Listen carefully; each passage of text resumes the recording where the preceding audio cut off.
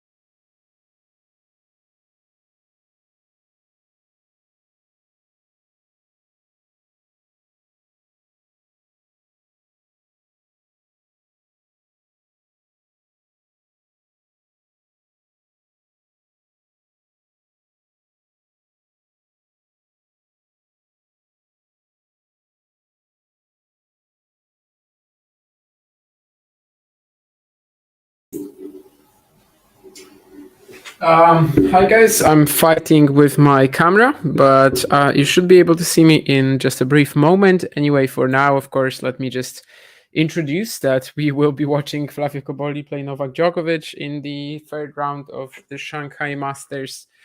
Of course, Novak, this is his first tournament since the US Open and perhaps the last tournament of the season. We don't have the final sort of like decision from him yet, but certainly it's a possibility from what he said. So far, he has defeated Alex Mikkelsen in a pretty tough two-setter. Let's see if Cobolli can also give him a similar challenge. Flavio has said that Djokovic is basically his idol, and as we know, this is kind of, well, it can go both ways. Sometimes you really want to beat your idol and impress him, and sometimes, well, it turns out that you actually manage to do that. Whereas a lot of the time, the players just kind of end up losing their mind because, well, they're playing someone who they grew up on and everything. And it's not easy, right? It's definitely not. So we'll see which type Flavio is going to be today. I'll try to fix that camera in a second. Anyway, of course, the first game goes to Novak, but I like this as, sort of Cobolli's attitude seemed pretty good. Especially the opening point. That was such a brilliant backhand down the line winner. So for now, it looks like he's not folding under this pressure. And hopefully we're just going to get some really good tennis out of him anyway, despite the pretty tricky setting that he has found himself in. And yes, now you can see me. I'll probably try to move this around a little bit just so you get a little less sunlight. Should be fine now. And yes, let's just start watching this. As you can see on the screen, there's also Lehečka Rune going on right now. For some reason, the ATP website is not showing Tiafoe Safiullin here, the score from that match, which is also going on at the moment. And there's one set all between Frances and Safiullin. And as you can see, Rune here is kind of pushing for a 2-set win over Lehečka. Let's see if he can do it. But yeah, I mean, otherwise, we're just going to be focusing on Cobolli Djokovic mostly as we are arriving in the second game. Flavio won the toss and chose to receive, so it was his call that Novak would start. And now he has to kind of level up to him, which will be tricky if he is double faulting to goal of 30 down. Flavio, of course, just one match so far. That was against Stan Wawrinka yesterday. Tough encounter, I have to say. Of course, you probably saw on Twitter or somewhere else the scoring mistake that Carlos Bernardes made there, that was actually during the only break for Stan in the entire match. I mean, for Flavio in the entire match. So kind of crucial. I mean, definitely a massive blunder. And well, Flavio survived there, but it was not a vote of confidence. Anyway, this break could be a vote of confidence for Novak, cracking a deep return and then a forehand that basically Cobolli had nothing to say on, mostly because of how much the return already set him back. And well, 3 break points for Novak. It was slightly tricky for him in the first game, but now he looks to secure an advantage. Stefano Cobolli on our screens as well, of course, Flavio's dad, who also defeated Stan Wawrinka, but years back in 2003 at a challenger. And well, Stefano and Flavio both owning wins over Stan. That's pretty magical for sure.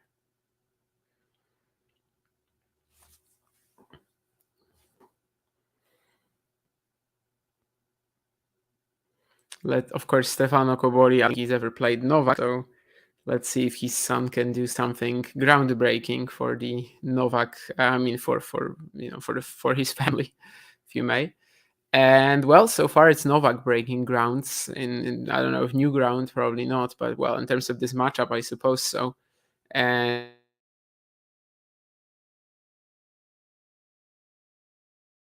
as well,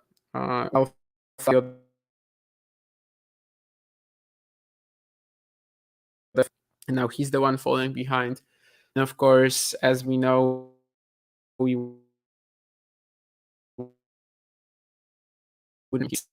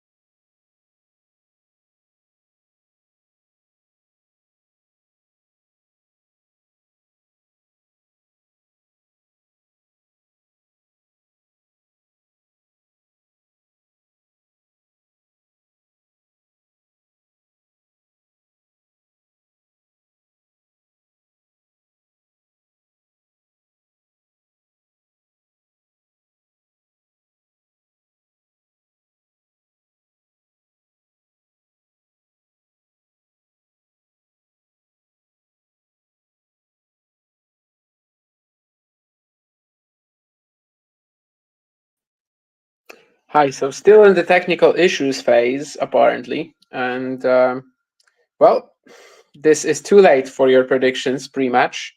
Djokovic straight sets. That's really too late for a prediction like this because he has already broken and Cobolli might be a bit nervous if he can't get anything on board pretty quickly. I am not pumped at all for Benoit Paire and Christian Garin playing at the Valencia Challenger. I mean, both of them are so far off their best at the moment that I am not at all. That's also very true from Matthew. Yes, that Cobolli after the match against Stan must have gone to bed very late. I mean, that was the last match yesterday in Shanghai, and well, definitely a tricky turnaround for him. I wonder if I might not have to reset my PC.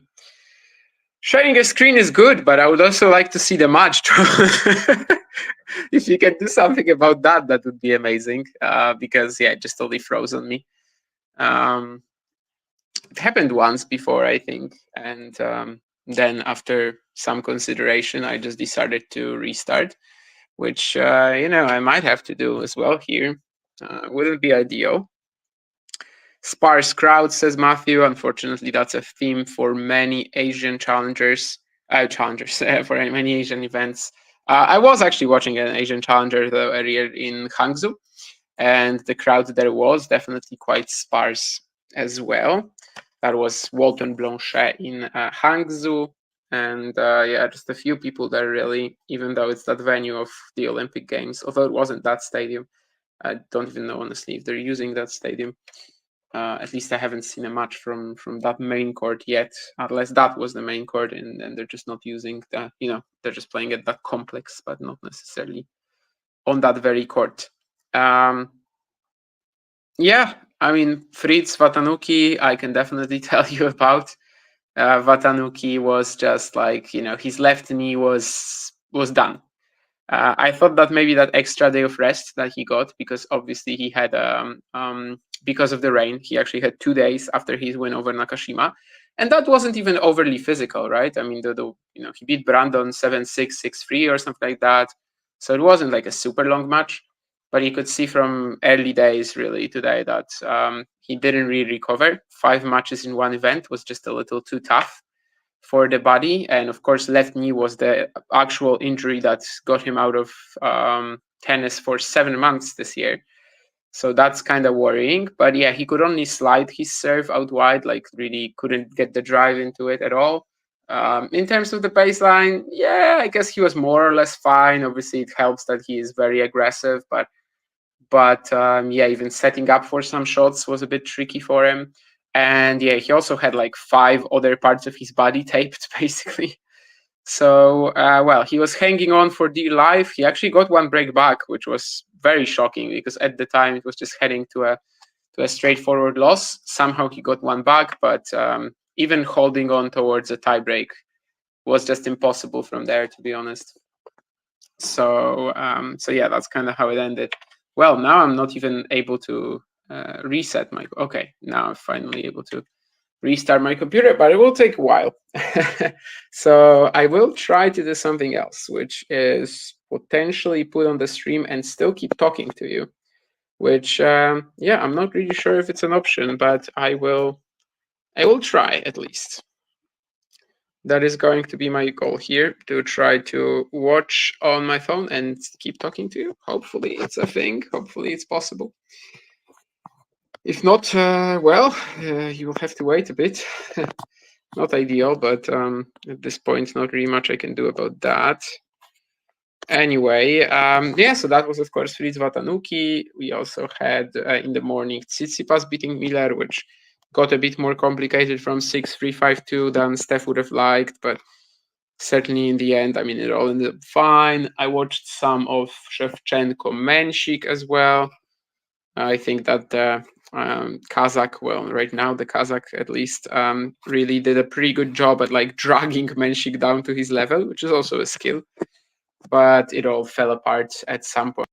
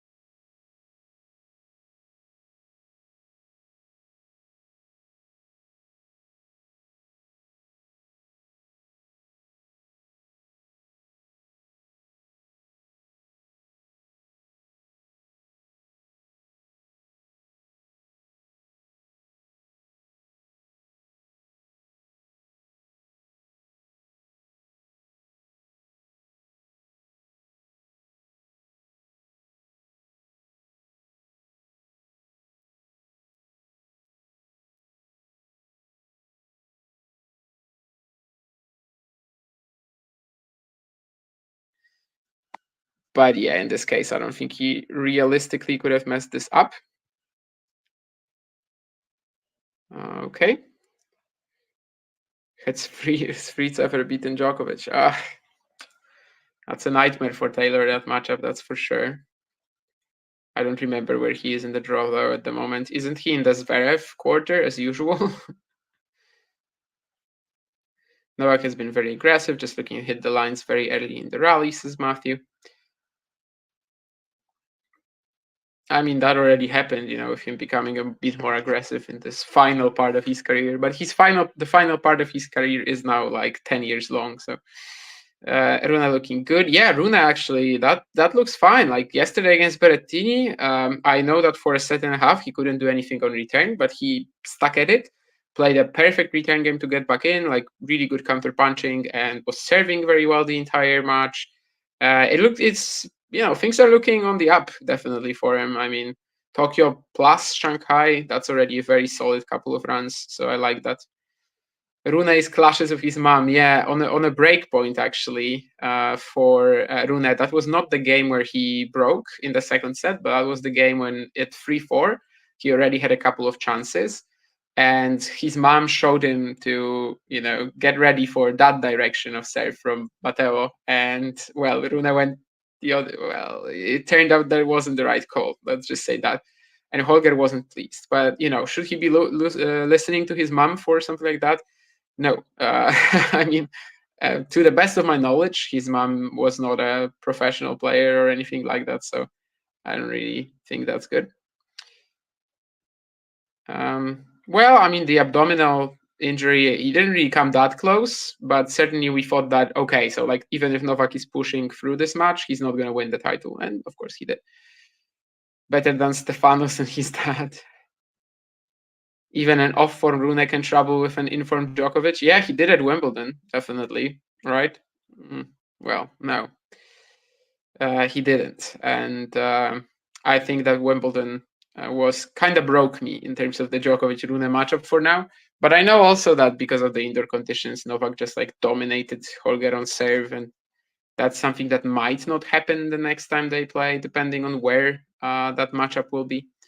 But we'll see. Anyway, well, for now, I am restarting my computer, so hopefully I'll be there in like 10 minutes or something like that. But for now, I kind of just have to watch this on my phone and also talk to you on my phone. But at least that's an option. So it's not horrible. At least this is working out somehow. Could be better, could be worse, I guess. I don't know what could be worse, but we're surviving. Someone who is surviving, well, for now, Cobolli looks like that one break is going to be probably just the one break for now. But yeah, also hasn't really had many chances after the first game to trouble Novak, as someone said earlier. I think maybe Matthew. Novak just cracking the first forehand, really. Of course, these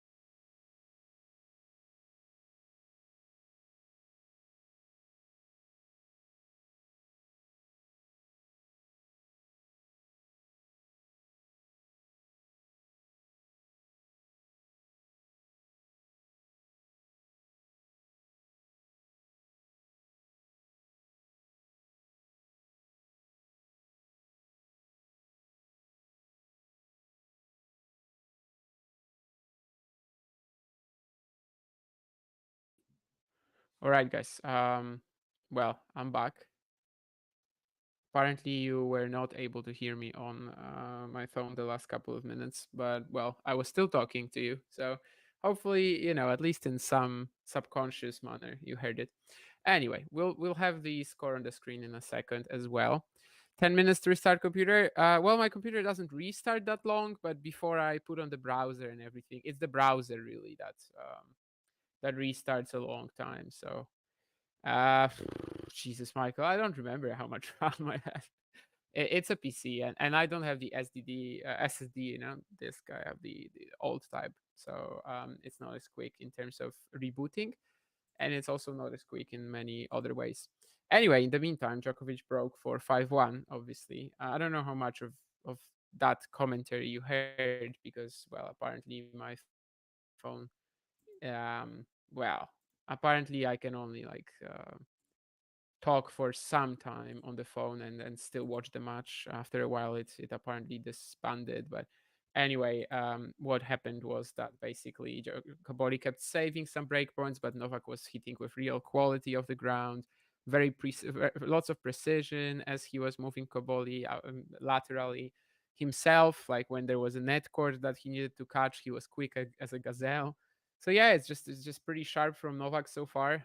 11 winners to 6 unforced errors in this set, and Cobolli just didn't get that chance to really you know settle down and just be able to maybe enjoy this match a little bit more, just cool off the nerves. Yeah, he's just not getting that opportunity, and as someone mentioned earlier, he might as well be pretty tired by now. Yesterday, obviously, was a very late finish for him against Wawrinka. Not as late as Tabilo Paul, but still a very late finish indeed. And well, we don't really know how he recovered, and we also know that this must be a pretty important match for him just in general mentally. And it's not easy to perform when you're playing someone you've been idolizing, that's for sure. I mean, you're just desperate to impress them, and sometimes that's not the best of ideas. All right. I should have the score for you as well in a second, as we are finally back.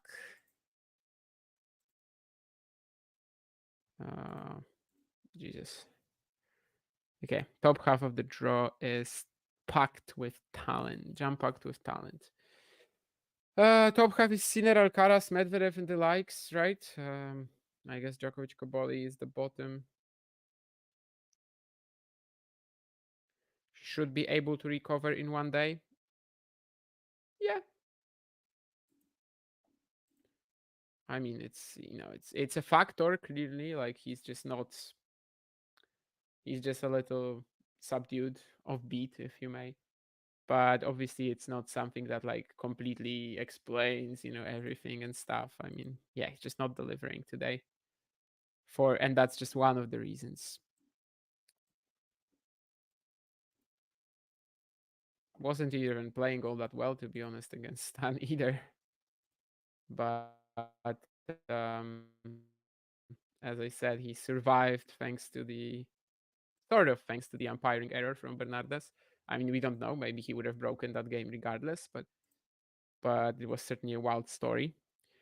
Nola is playing too fast. I have already missed the first set, says Dave. You also missed a lot of technical issues that we had, so at least that you're safe on. But yes, we're back. We're back now.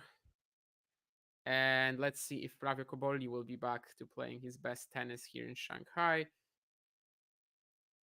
Okay, well, that's a point for him, but it kind of doesn't feel like it. Like, was Novak just bossing this rally completely? Oh, and eventually the Cobolli squash shot on the forehand was actually quite interesting and definitely fell pretty low and didn't make it all that easy for Novak. But, well, it's probably not the right way to go. I remember saying at the very beginning that like the first 2 points or something like that, like the attitude from Cobolli was very aggressive. He found this first point of the backhand down the line, which was pretty brilliant. But right now, things are not really trending in that direction anymore. He's just overwhelmed, be it physically, mentally, or just game wise, and well, needs a reaction quickly if he is to make this a match.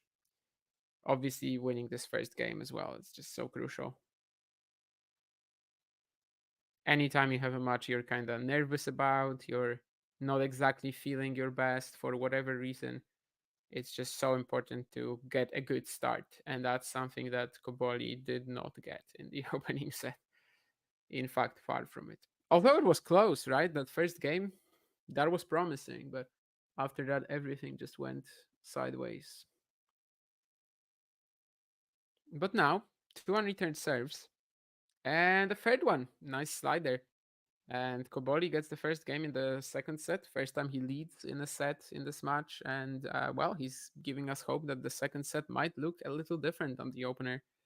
And that it just might get more interesting than this.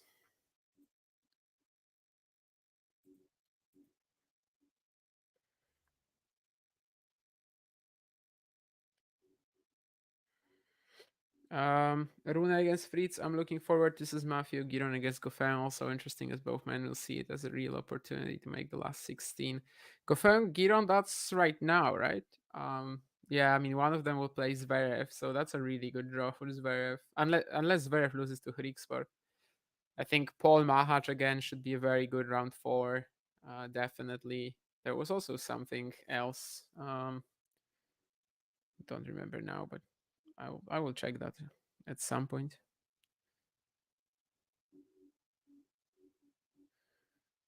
Thanks, Dave. I honestly didn't really know Mitch before this, so I don't really have a clue in terms of anything, but he was very nice. And yeah, I knew that he hosts this show, but I probably listened to maybe like one episode. At some point, as I stated many times, I don't really consume tennis content.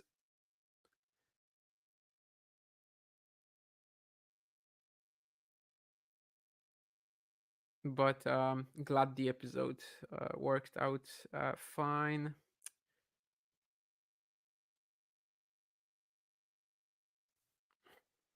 I guess that John McEnroe comment is supposed to be about like physicality or something like that. I mean, you know, I'm not gonna sit here and compare tennis of today to tennis from the 1980s, right, or the 1970s in terms of how much it actually wanted from the body. Also, I'm sure John McEnroe was not wrapping up around midnight in any of these matches because at Wimbledon that was also not a possibility. Since Djokovic hasn't been playing as much, do you think his serve or return suffers more? I mean, I think this year it was his movement mostly that was suffering when the knee was out. And in general, it's probably always the return that kind of is trickier to recover, right? Because, well, I mean, if you don't play tennis for like 2 months and you get out onto the court, what's going to be worse? Your return, right? It's always the return. So I think for Novak, he clearly isn't losing much of his serve. Even at Wimbledon, when he was like barely covering his forehand corner, he still was serving extremely well, especially in the indoor conditions. So yeah, I think it's the answer is definitely return. Let me see about Tiafoe actually, because I know that he went free, and then of course all the issues with the technical stuff here happened for me. So I actually lost track of that result, but I will see in a second. And people said David Witt is a no-nonsense guy and wouldn't put up with Tiafoe post-US Open slump. I didn't buy it. Looks uninvested. Okay.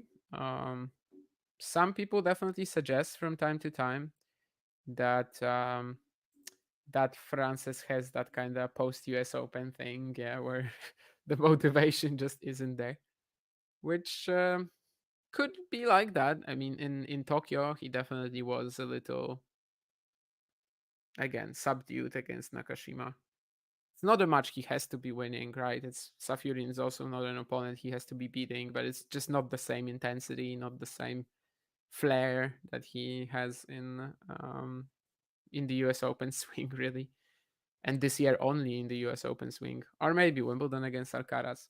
You know, the guy likes the big stage as well. It's not as easy for him to produce when he's kind of playing, in a less exciting setting. And yeah, Francis 4-5 down in the third set. Wait, did he break back? Yeah, he just broke back, actually. Safiurin was serving for the match. All right. Gofer and Giron also started already, and that you can see on my screen, of course. And let's see how Novak and Cobolli keep going. I mean, Djokovic in his service game was just perfect again. That one forehand cross he crashed was just too good. Flavio again just stretching his legs a little bit. He's, yeah, both mentally and physically. He's not really in this match so far, but sometimes all it takes is a few good games, few good points. We'll see. 1-all, 30-all, but he finds an ace down the tee. Serving has definitely been important for him so far. I mean, I know he only has 2 games on the board, but a large chunk of that is the unreturned serves he's been getting, especially maybe the holds to start the second set. But now also here, ace down the tee, and can he hold? Trying to find that forehand inside in, but just nothing is working out for Flavio at the moment. Again, maybe if he gets a few games at the start of the opener, maybe he kind of tunes into this, but Novak just didn't give him that opportunity. And now, of course, the main goal for Djokovic will also be to just like stay put and basically not allow Flavio to wake up. Another unreturned serve down the tee, though, so one more chance for Cobolli to go 2-1 up.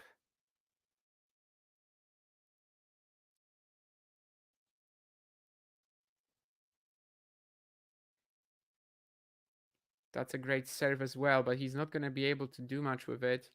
We're back in a neutral rally, and that mostly has been going in Novak's favor. Throws in the short slice. Flavio has to lift the ball a little bit. But it's actually going to be Novak cracking first in a backhand cross-court exchange. I think that one more step towards the baseline would have been perfectly fine there, but he didn't really set up well, and he's got a 1-2 deficit right now. Still on serve in the second set, and still, just a glimmer of hope that the second set might be a lot better than the opener. But yeah, Flavio's body language is not exactly telling you that either. I think he for now at least he looks like a man who knows he's doomed. But yeah, let's see if there are any chances for him pop up really. Tiafoe just broke back, as I said, and now it looks like he's heading towards a 5-all score in the third set. So maybe that post-US Open slump is just a myth. I mean, who knows? Maybe he's just gonna keep fighting and show that investment that someone was missing from him. Earlier, there was also some comment on Enrique Rocha losing in Valencia. I don't even remember whom he lost to yesterday, to be honest. Abuse, yeah. Oh, 6-1, 6-2. Oh, that's rough. I guess I was expecting maybe the winner, but not really the scoreline. Yes, I didn't catch it yesterday though. Oh, and Sinner Shelton again we have in the fourth round, right? In Shanghai. That's gonna be pretty good. At Wimbledon when they played, I mean Ben was coming off all these 5-setters and was just done physically by the time they got to the fourth round. However, right now I think he should be fitter. There's no sign of that thigh injury that he had in Tokyo, or leg or whatever it was. Anyway, definitely his leg. And there was also like nothing in his first 2 matches here so far to suggest that he is feeling anything. So I think now he's gonna kind of go at Sinner with everything he has. And let's see. Last year, actually in Shanghai, it gave him the win in the fourth round, the exact same stage. He managed to defeat Yannick and I think other than Djokovic, he was the only guy to defeat Sinner last year, going since Beijing towards the Davis Cup finals, right? So that was definitely something fabulous there from Shelton there in the Shanghai forefront. There's some more emotional reaction from Cobolli here, but unfortunately for him, that emotional reaction is just screaming at himself after missing this forehand return. Just hit it really wild, to be honest.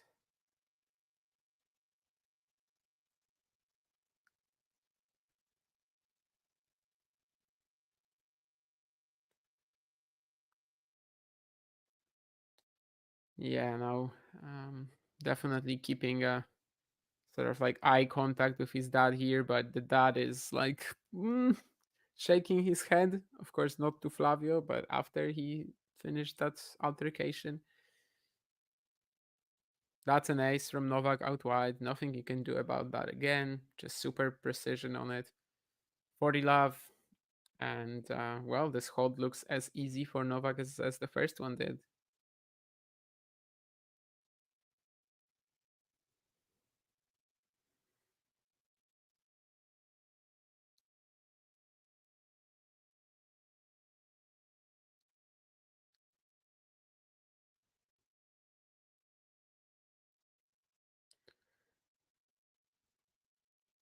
The arm of Cobolli, 40, I mean, love 40 down, he kind of gets pretty loose and hits this great forehand return.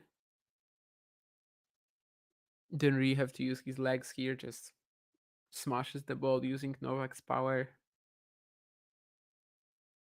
But the serve down the tee comes in clutch again, and 2 games all. Now it's again up to Cobolli to just kind of keep going, keep pushing the sets, getting closer to the tiebreak, and maybe looking for something. But yeah, 15 minutes in, 2 games all.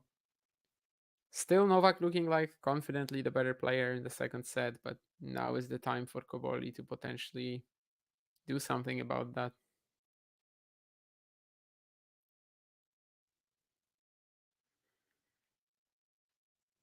Otherwise, the match might be over quickly. But again, he's late to that forehand down the line. It's Novak rushing him with the return, and it's a bit of a kamikaze approach. Once again, stretching his left leg.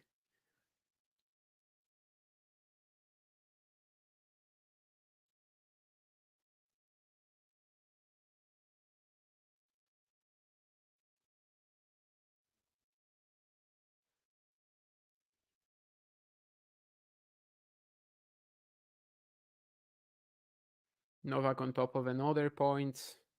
He's the one putting on the pressure here. Cobolli surviving and will get his chance to strike, but that forehand inside in will be out. I think that his legs are just feeling very heavy right now. Again, this was just far from perfect positioning. And yeah, he's just slow today. He's heavy-footed, if you may.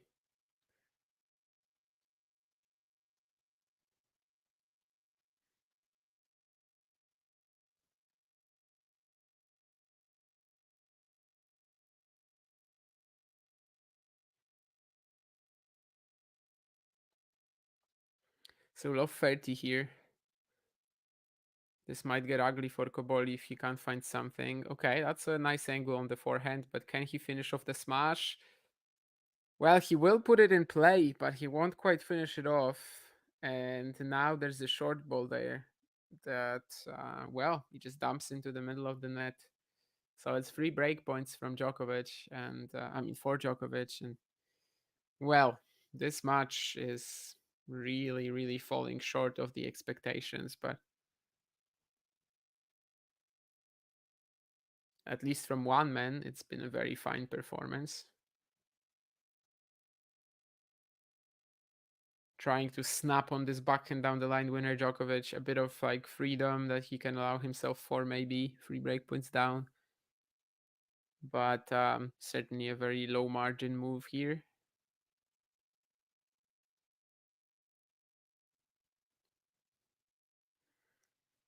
Two more opportunities. That's pretty risky. I mean, still, Flavio can find 2 good serves from time to time here. Well, not on this occasion, though. Second serve. Last time Novak returned cross court with the forehand. Once again, well, this time it's a little more loopy down the middle, but the lack of depth on the Cobolli backhand might kill him here eventually. Novak didn't quite punish it though, but he does go down the line again with the backhand. This time the positioning is perfect. This time it's a much better opportunity. And I thought he missed it initially, but it looks like it's caught the back of the line. So Djokovic is up a set and a break after just like 50 minutes of this one. And well, he's cruising towards the finish line. Just 3 more holds needed. The last few games on serve, he's been pretty much untouchable. And things are not getting easier for Cobolli. Speaking of Francis Tiafoe, whom we were touching on earlier, he is now 2 points away from losing again. 5-6 love 30 on his serve in the decider against Safiullin, obviously.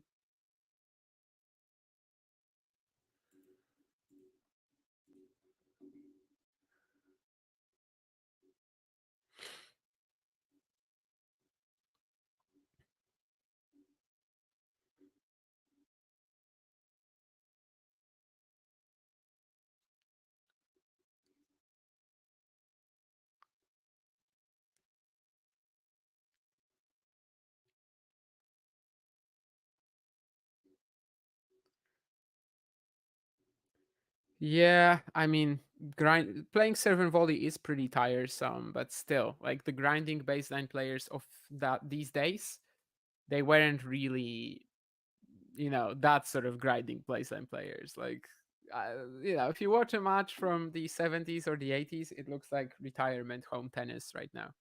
It looks like me or John playing in Porto and Estoril. It is what it is. I mean, I'm not blaming them for the fact that it looks like that. I'm not saying that this makes it any worse. I have a lot of respect for these legends of the game, but the intensity is really just. Have we seen a great volleyer in the modern era, or is it not even necessary? I mean, strictly volleys, yeah, I think Roger comes up definitely, just in terms of technique and kind of the versatility of it as well, how the reactions. Nadal is more like, I think, more of an effective volleyer. Like, I think Nadal is just a guy who is really clean at putting away what he builds up for himself and kind of choosing when to go to the net. I think Federer is better like recovering some crazy points and pretty much defending himself at the net.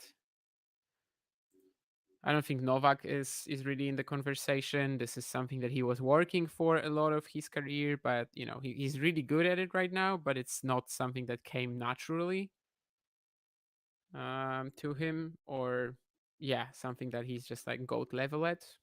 And Carlos definitely has insane touch himself.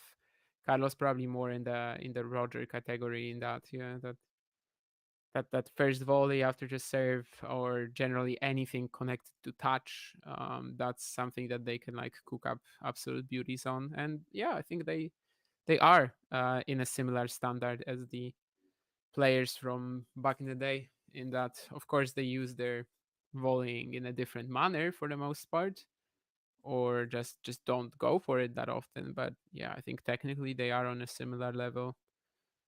Well, Federer at the beginning of his career, he used to play a serve and volley style quite a lot. Even to in his first Wimbledon, he played half his service points with serve and volley approaches. I think Shelton enjoys playing the top guys. He believes that he should be one of them and wants to prove it. I mean, he's I don't know, if the second part is like, straight up right, but I mean, it definitely is actually. For me, it's just more, again, loving the big stage, loving big crowds, loving big occasions and stepping up for them. But obviously you're right. I mean, he believes that he is one of the top players and he wants to get opportunities to get there. Absolutely. Paul, sure, it's just probably not that really, but yeah. And they were using wooden rackets, which is an argument. That definitely is the case. That we can't really compare the technical skills of the players from back in the day to right now. Just when we're watching, geniuses like Alcaraz or Federer at the net, in terms of maybe not necessarily like reactive volleying, but especially anything connected to touch, it feels to me like they would be amazing with any racket really. But of course we can't really compare that. And Djokovic going to serve, going to hold again probably. There was something else that I wanted to say here, but I don't remember now. And Sampras Federer 2001. Yes, that's pretty much serve and volley, but that was Wimbledon pre grass change still.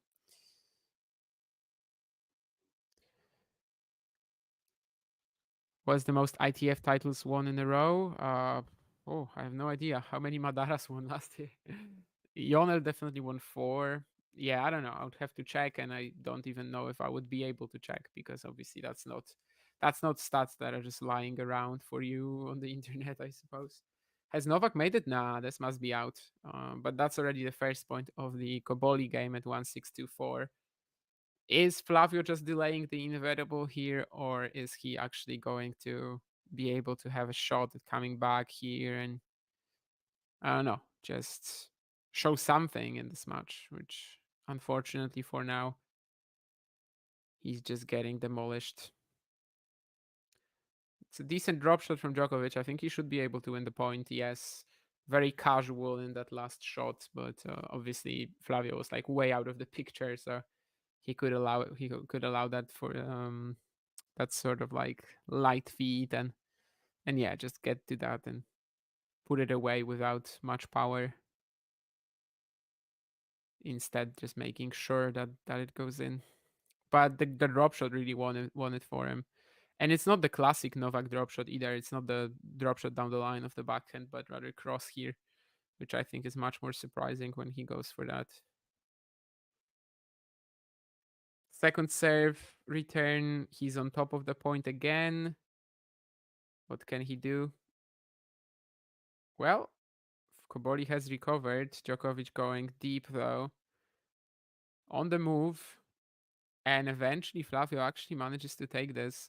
Well, I mean, when Novak was forced to like really stretch for balls here, then I don't know if his movement was like, 2015 levels, but he's playing aggressive enough that for the most part it doesn't really matter. And eventually, though, this very centric forehand here that he played, it did backfire at him. Cobolli found a nice angle to punish it.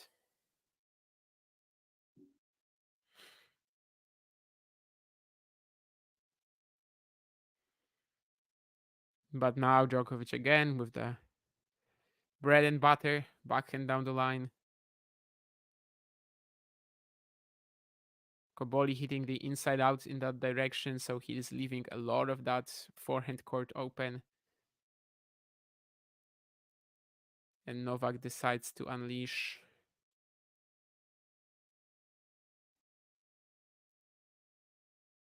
Finds another ace down to T, Cobolli. At least that has been pretty nice for him today and really allowing him to keep this second set respectable for now.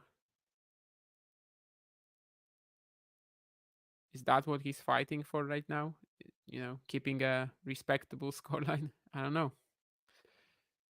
Probably just wide the second serve. Flavio thought it might be in, thought that the game might be over. And he tries to surprise Novak with the return down the tee, with the second serve down the tee, but Novak is like on it. He jumps into it and hits a return winner. Now that's a good reaction. I think Flavio won a similar point in the first set, maybe still was it?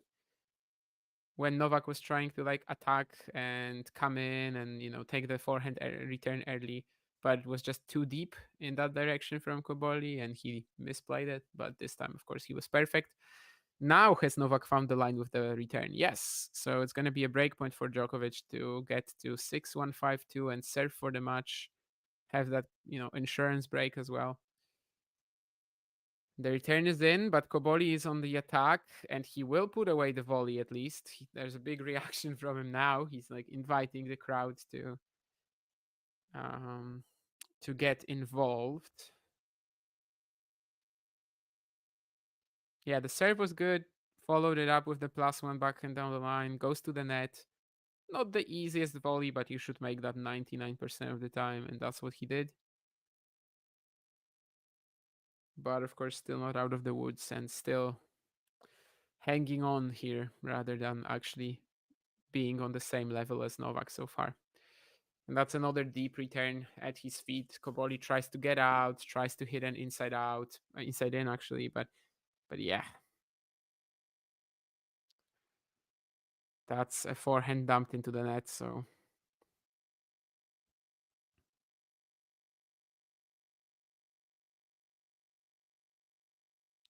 he's serving volleys, and what a good lob from Novak this is. I mean, there's no way he's losing this point, right? That's a very smart lob. I mean, Cobolli, I think he probably saw that Cobolli was like so much in the net. Like he was just like, the forward momentum was way too much. And that he was never going to react, even if he plays this lob pretty soft. Like this was just not hit by Novak, with any pace really. But it didn't need to be. This was such a smart way to take this one and basically ensure that the break was going to be his. 6-1, 5-2 now. I think we're going to get a replay of that point. Yeah. Yeah, this is such a great lob. And Flavio is unable to put it back. So 58 minutes, I think, on the clock. 6-1, 5-2. And after the change of ends, Novak will be serving for the match. Well, this is not how this match was expected to go. But, well, we are where we are. Doesn't have any belief. I agree. He does not, actually. Still believing in Palan. Has this always been a common thing for one-handers to return with two? No, not really. Rybakov returns with two hands? Okay, I didn't see that actually. That's not something that was common, no. The best version of Djokovic is when he is using his backhand almost as much as his forehand. Most players should try and control points with their forehand, but Novak's backhand is too good not to use. Yeah, I think Novak is like more or less around the 50-50 in terms of backhand forehand usage, which of course is unusual. He's not quite a Gasquet or Nakashima or something like that, but definitely a player who does not have to control most of the points with his forehand, but probably still does. I think the scales are tipped still in the forehand, but in favor of the forehand. But obviously, yes, when he's really confident on that backhand line, as he's been in this match, really, he just becomes so much more dangerous.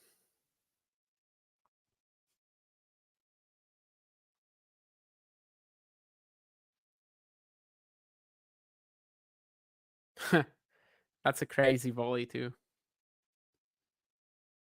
Cobolli is on the stretch, has to play this pass on the run. It's not bad. I mean, it's not horrible, but Novak, even from like no man's land, pretty much, is able to put it in play.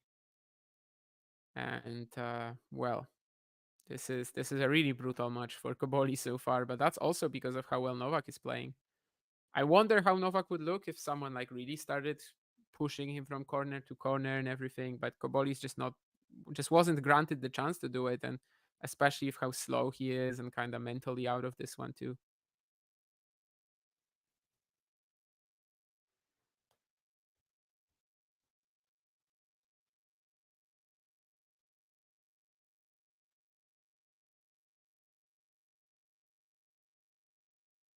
Well, that's a double fault from Novak. He's giving some hope to Flavio that maybe he can fight for this break. 15-30 down now.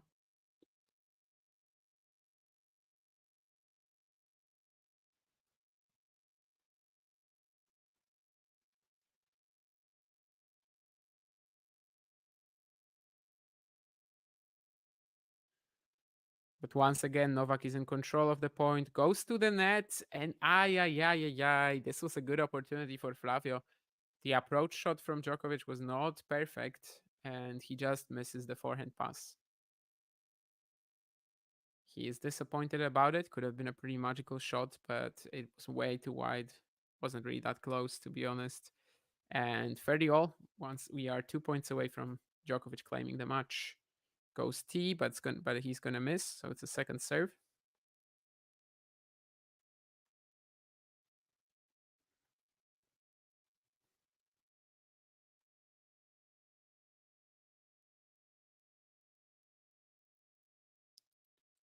Tries to be aggressive here, Cobolli tries to run around, but again, he's just slow today, He's just heavy-footed.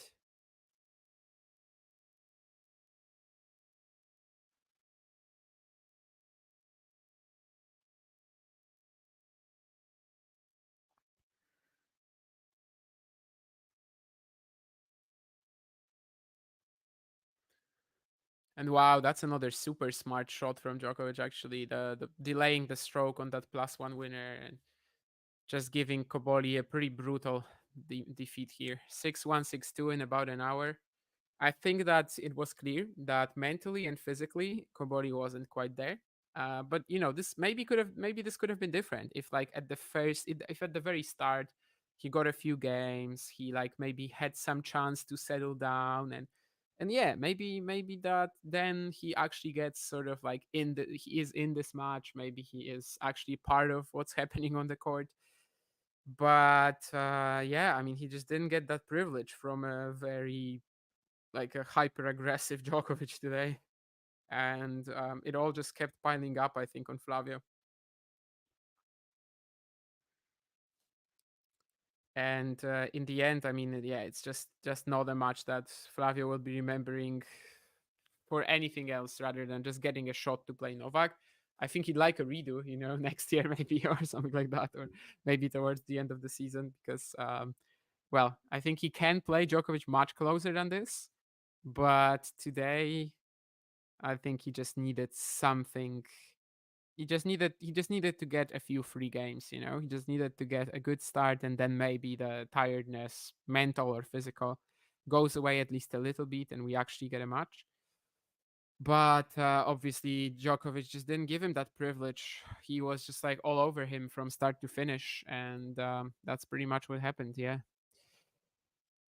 Dominic Palan hype. Okay.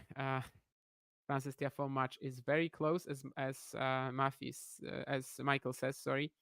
And we have a match point converted now by Roman Safiullin. So he actually eliminates Francis Tiafoe eventually. He had a 5-3 lead earlier, or even 5-2, got broken back. He had a couple of deuces at 6-5.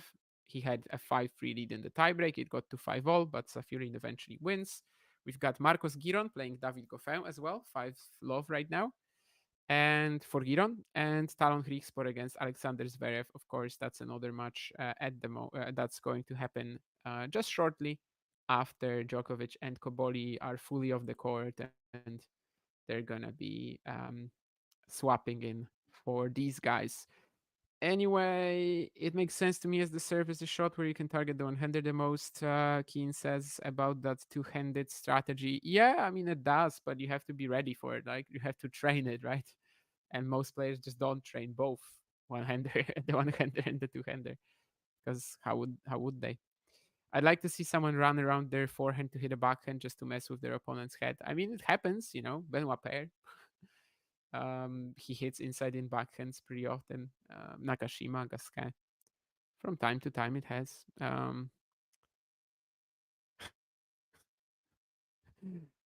Thank you, Nurlan. I mean, I'm sorry that I didn't mention you. I don't really know where I could have done that, but maybe.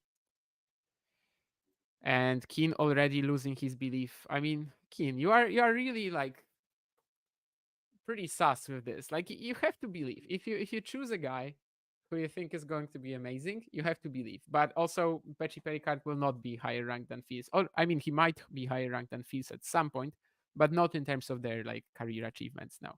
He's always going to be a bit low margin, Who's going to win this Not Your Country Club title? I didn't look at the draw, to be honest. Maybe our friend Alex Martinez, friend of Talking Tennis, Alex Martinez. And also one more question from Keen. Kova has already achieved his career high.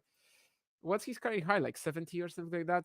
I don't think it's the best he can get, but certainly this season is just showing that while he was able to dominate challengers last year, win 4 titles and everything, yeah, on the main tour it's been pretty rough so far. It's when he gets a tough draw, he's not really able to do much with it. Like, I don't know, like a Dimitrov at the French, or I don't know, like Auger-Aliassime in Cincinnati, Tiafoe at the US Open. I know we can't really expect him to beat these guys time and time again, but like, yeah, he's getting these tough draws and he's not really pressuring. Otherwise, I guess more or less he's winning the matches he's expected to win, but he's still pretty rough on grass. He's still pretty rough on clay. And right now, I mean, he even lost to Taro Daniel twice recently, right? Kakhmazov in Chengdu. I think that he's probably going to get over his career high at some point, though. 72 is not that big a deal, I think, for Kova.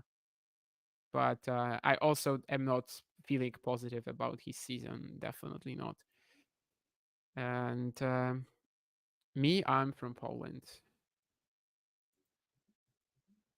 Anyway, Maybe I can check that. Not your country club thing. Where is that actually, Keen? Like, is the can you tell me the name of the actual city so that I can check it out on the ITF website? Or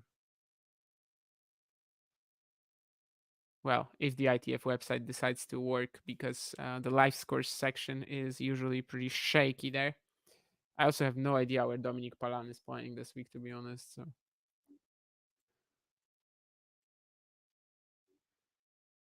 So he's playing Gobat. Okay, even odds. No, I guess I won't be able to check it now. The ITF website is pretty horrible sometimes. Or Louisville, yeah, I will try. I will try, but okay, now it's working. Am I a big Iga fan? I mean, I like her as a person. I wish her well, but I don't really get like obsessed. I don't obsess over whether she wins or loses, to be honest.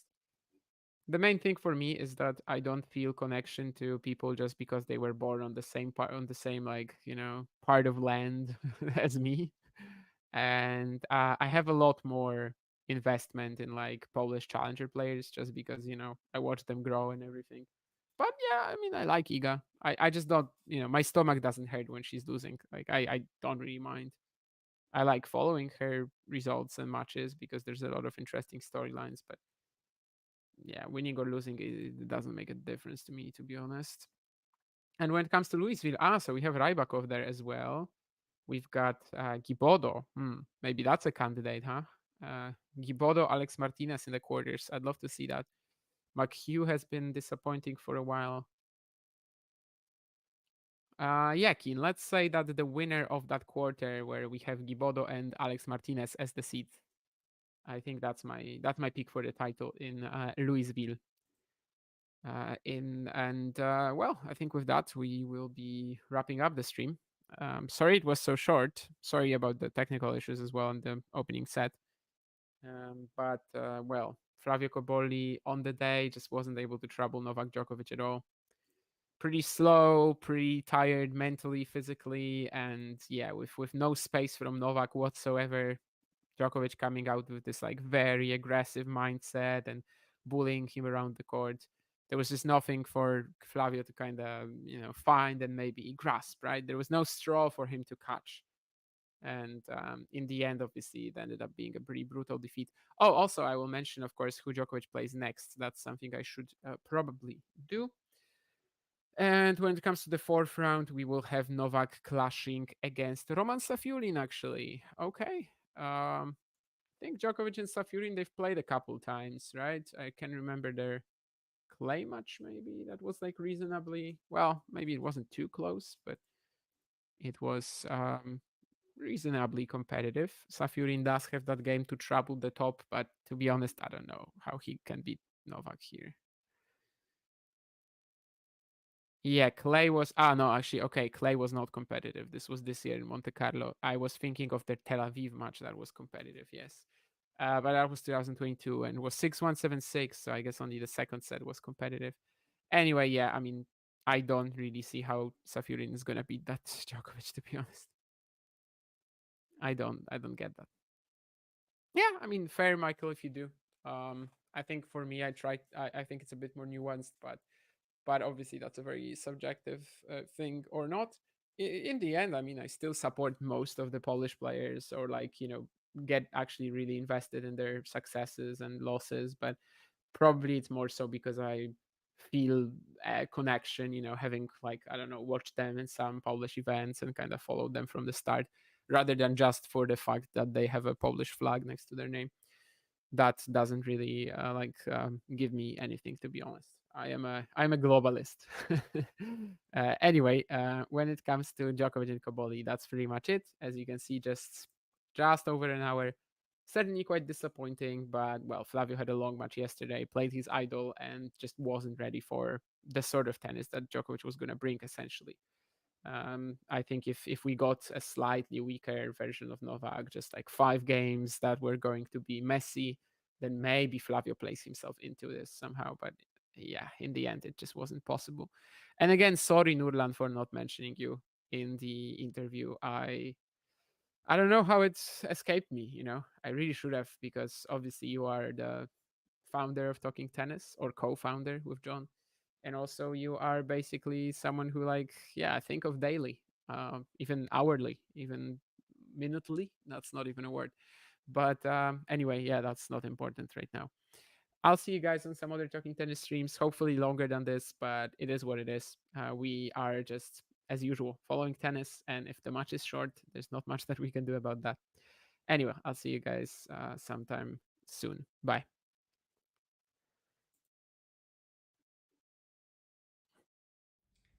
If you enjoyed this video, make sure you hit that like button. Don't forget to subscribe and click that notification bell so you don't miss out on all things tennis.